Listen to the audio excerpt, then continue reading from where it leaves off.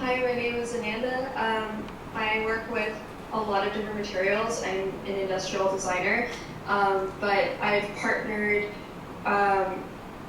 last year with a textiles like fashion designer in San Francisco who runs a project called Textile House, where she runs her own garment company.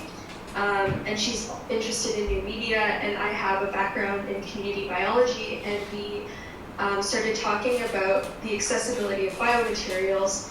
And even though a lot of people have been like using kombucha, we wanted to think about ways to prototype for the future in terms of prototyping for like in vitro leather. So we were saying, well, kombucha is a really good way to do low fidelity prototyping for future garments. And what does that mean? We came up with this growing method where usually when people work with kombucha, they grow it in containers and it's still a square or still a circle and they'll cut it out. But something that we were looking at was, this might be a little weird, is reducing waste by growing the patterns inside vessels shaped like your final garment. So we designed like... Wait, we also cannot see your screen. Oh my gosh. No, I'm not screen sharing. I can see the video now. Just now. Yeah. Okay. So we built these vessels. So this is like a... Can you still see me? Yeah, I can see you are holding two vessels. Okay. So this is a sleeve. It's not to scale.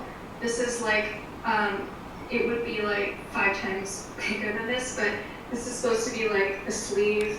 And instead of growing it in a square and cutting around it and having the waste material, we started thinking about growing kombucha in like these containers and these vessels. And this is like a model of one that's a shirt.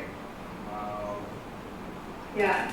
And I don't have photos of it, but I've had prior experience where I've also, while the kombucha has been growing, have like embedded sort of like DIY sensors and DIY actuators into the cellulose.